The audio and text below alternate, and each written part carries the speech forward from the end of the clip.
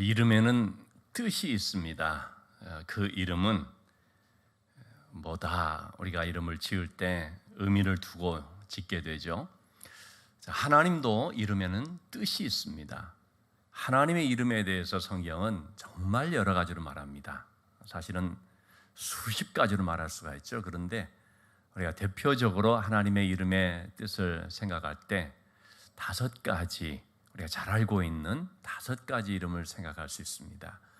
우선 여호와 이레, 하나님은 준비하신다. 창세기 22장에 보면 아브라함이 이삭을 바치려고 할 때 하나님께서 됐다 하시면서 아브라함의 그 믿음을 받으신 것을 볼 수 있죠. 그때 이삭을 번제로 드리려고 했던 바로 그 상황에서 하나님께서 사실은 양을 준비해서 번제를 이미 다 마련해 놓은 것을 보게 됐습니다. 그래서 아브라함이 바로 그 산에서 하나님이 준비하셨다 그래서 여호와 이레, 이레라는 말은 준비하다라는 말이죠.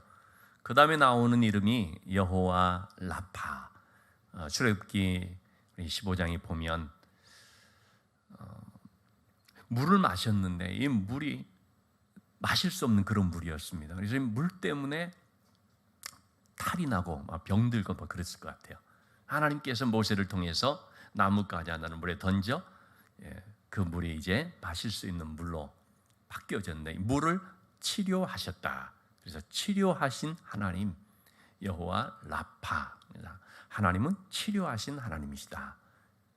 그리고 곧 이어서 출애굽기 17장에서 아말렉과의 싸움에서 모세가 손을 들면 이스라엘 이기고 모세가 손이 내려가면 아말렉 이기고 그랬죠.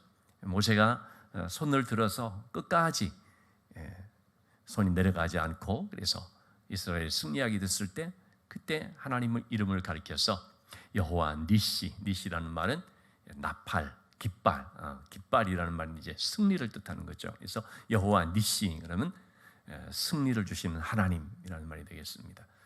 그리고 네 번째로 나오는 이름이 여호와 샬롬.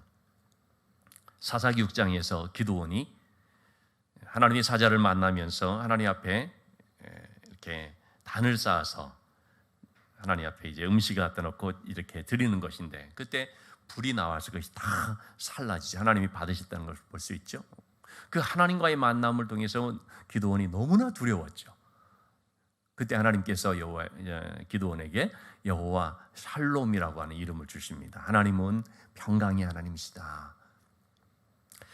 그리고 5번째로 나오는 이름이 바로 오늘 우리가 읽은 에스겔서 48장 35절의 말씀입니다. 여호와 삼마라는 이름입니다. 삼마라는 것은 거기 계시다라는 뜻입니다. 그래서 여호와 삼마 그러면 하나님은 거기 계시는 하나님이시다.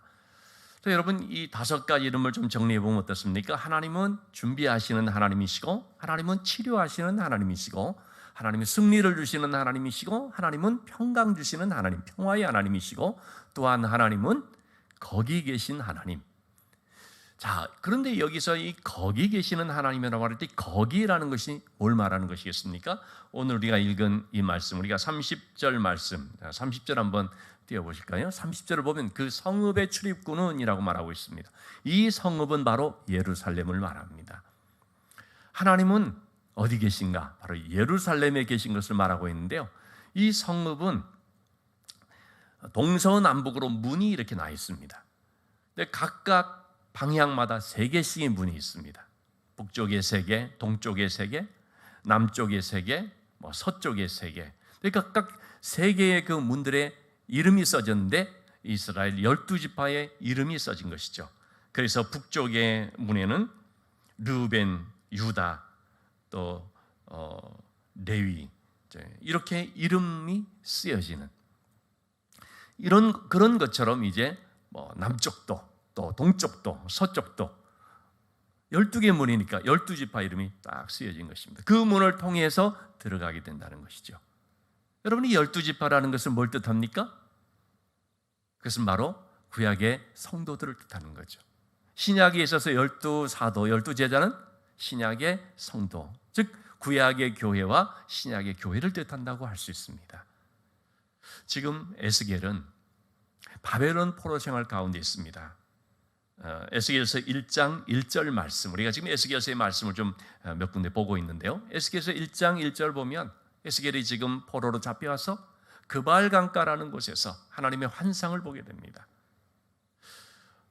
유다 땅, 특별히 하나님의 성읍이라고 하는 예루살렘이 완전히 무너져 버리고 하나님의 성전인 예루살렘 성전이 불에 타 소멸되어 버렸습니다. 백성들은 포로로 끌려갔습니다. 남의 나라에서 종살이를 하며 포로 생활을 하는데 그발 강가라는 곳에서 심한 노역을 합니다. 그래서 강 곁에서 백성들이 어떻게 하겠습니까?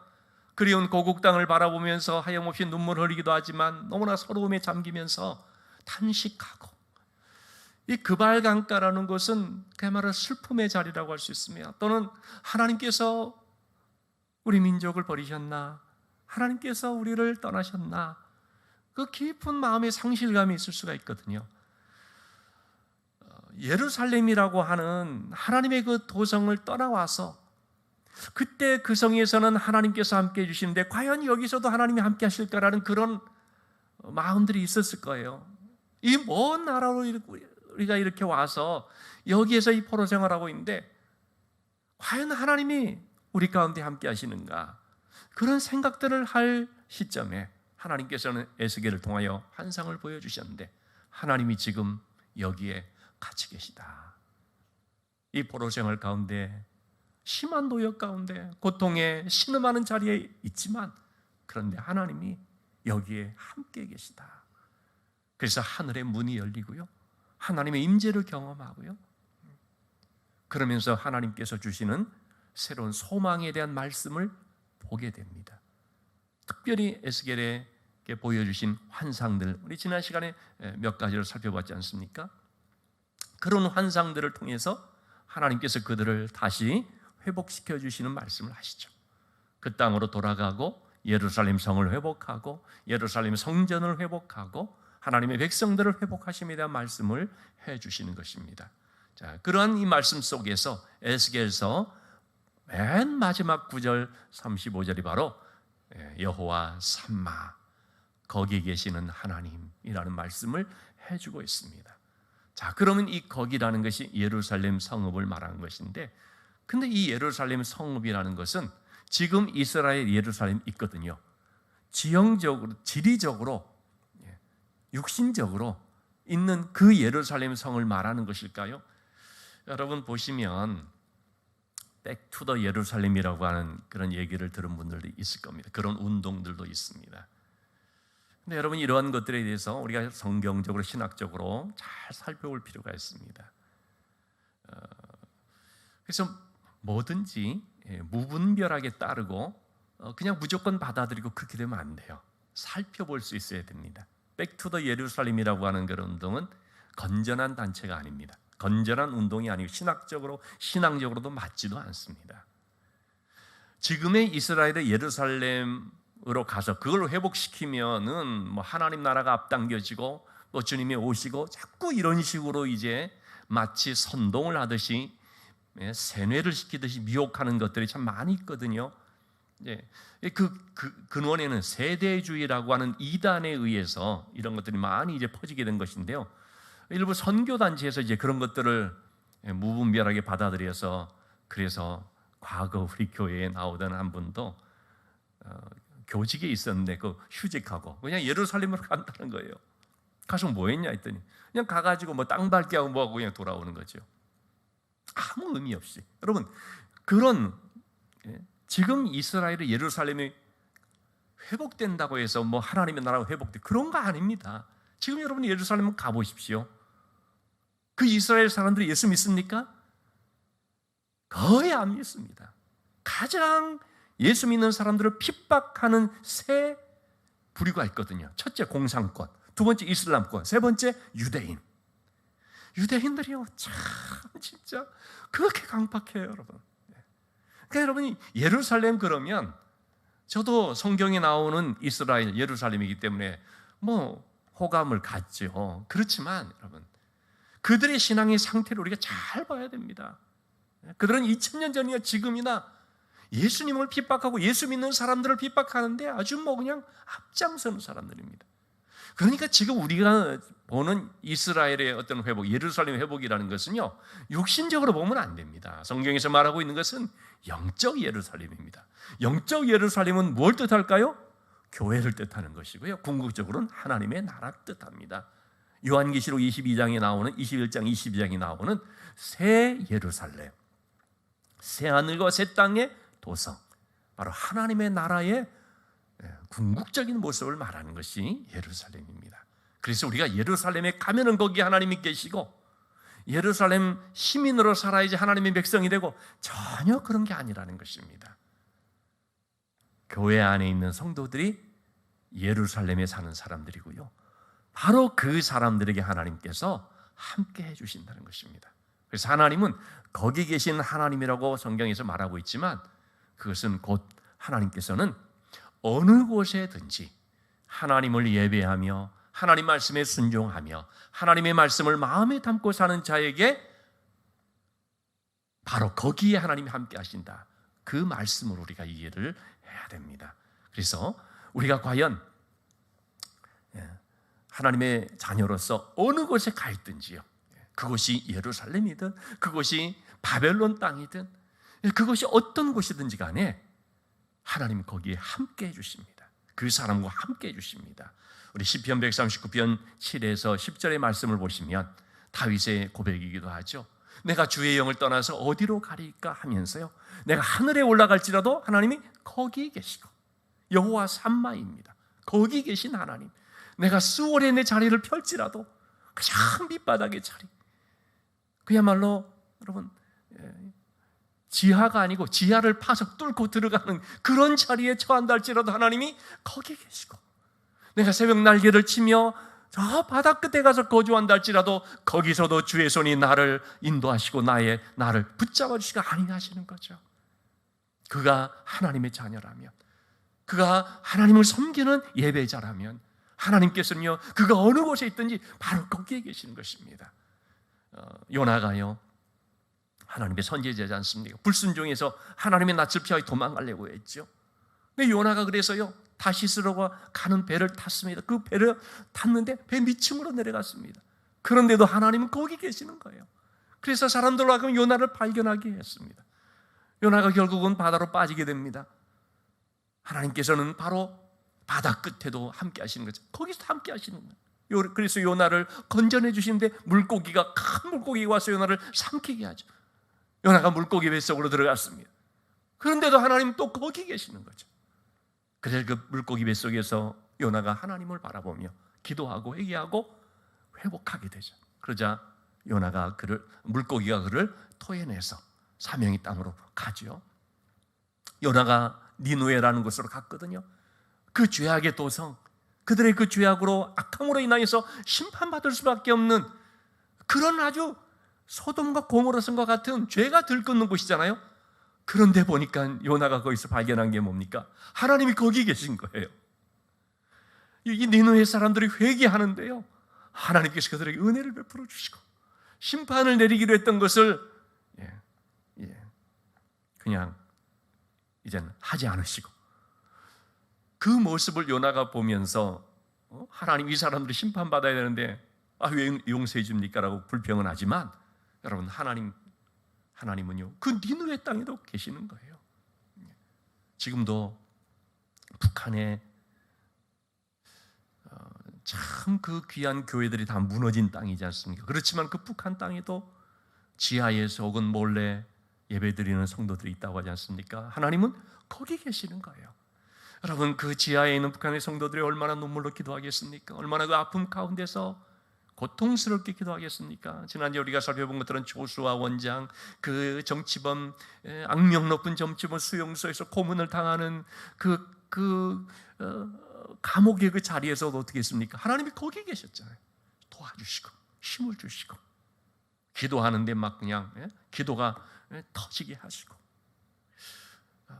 그처럼 여러분, 하나님께서는요, 거기 계신 하나님, 어느 곳이든지 계시는 하나님. 다니엘의 세 친구들이 풀무불에 들어갔거든요. 근데 하나님이 그 풀무불 속에 계셨습니다. 다니엘이 사자굴로 들어갔거든요. 근데 하나님이 사자굴에 있는 것을 발견하게 되죠. 사자가 건들지도 못하더라. 하나님은 거기 계시는 하나님입니다. 스데반이 돌에 맞아 죽어가는 비극적인 그런 현장이 있었지 않습니까? 예수 믿는다는 것 때문에. 그런데 그걸 보고 사람들이 그런 생각할 수 있거든요. 아니, 그렇게 예수 믿는다고, 하나님을 잘 믿는다고 하는데 어떻게 스데반과 같은 사람이 돌에 맞아 죽게끔 내버려 두냐라고 말할 수 있잖아요. 하나님이 그때 그러면은 손 놓고 그냥 그를 떠나 있었습니까? 아니잖아요. 스데반이 그 자리에서 어떻게 합니까? 하늘이 열리고 성령이 충만하여서 우리 주님께서 하늘 보좌에 또 앉아있지도 못하고 일어서서 자신을 응원하는 걸 보죠. 바로 그 현장에 하나님이 함께 계시는 것입니다. 여호와 삼마. 여러분, 이 하나님을 우리가 기억하십시다. 내 삶의 자리가 너무나 힘들다고 하는, 너무나 고통스럽고, 제가 이번 주에도요 우리 성도님들의 많은 또 기도 제목들을 봤는데요, 오늘도 몇 분들의 또 기도 제목들을 받고 하는데 정말 힘든 분들이 많이 있습니다. 눈물이 나요. 어떡하지? 얼마나 힘들까? 어떻게 이 문제들이 해결돼야 될까? 그런 아픔을 가지고 이제 듣는데요, 하나님은 바로 그 가운데 함께 하신다. 바로 그런 상황에 함께 하신다. 그 아픔을 외면하는 것이 아니고 너무나 잘 아시는 거예요. 하나님께서 그를 붙잡으시고, 일어날 힘이 없이 지쳐 쓰러졌을 때 하나님께서 이렇게 세워주시고, 그를 도와서 끙끙거리면서 산을 오르시고 언덕을 넘으시고, 자기 힘으로 할 수 없을 때는 하나님이 없고, 그리고 넘어가시고, 이것이 바로 거기에 계시는 하나님, 나와 함께 하시는 하나님, 영적 예루살렘의 삶 가운데 있는 자와 동행해 주시는 하나님이다라는 사실을 우리가 기억하십시다. 하나님이 특별히 오늘 이 자리에 함께 하신 줄 믿습니다. 우리 주의 이름으로 모여서 합심하여 함께 기도하는 바로 이 모임 가운데, 바로 이 기도의 자리 가운데 기도하는 내 삶에, 내 심령에 하나님께서 반드시 함께 해주시면서 오늘도 우리에게 말씀해 주신 믿습니다. 힘내라고, 잘 이겨내도록, 인내하도록, 믿음으로 감당할 수 있도록 하나님께서 우리를 그렇게 붙들어 주신 줄 믿습니다. 오늘도 여러분, 우리가 이 하나님을 바라보면서 도우시는 하나님, 응답하여 주셔서 마침내 이루게 해주시는 하나님, 이런 행하시는 여호와, 그것을 지어서 성취하시는 바로 그 하나님께서 우리의 기도를 들어주시고 때가 되어 반드시 놀라운 그런 역사를 이루어주시는 하나님이신 줄 우리가 기억하고, 오늘 이 시간 우리가 합심하여 함께 기도할 때 부르짖으며 간절함으로 통성으로 같이 뜨겁게 기도할 수 있기를 바랍니다.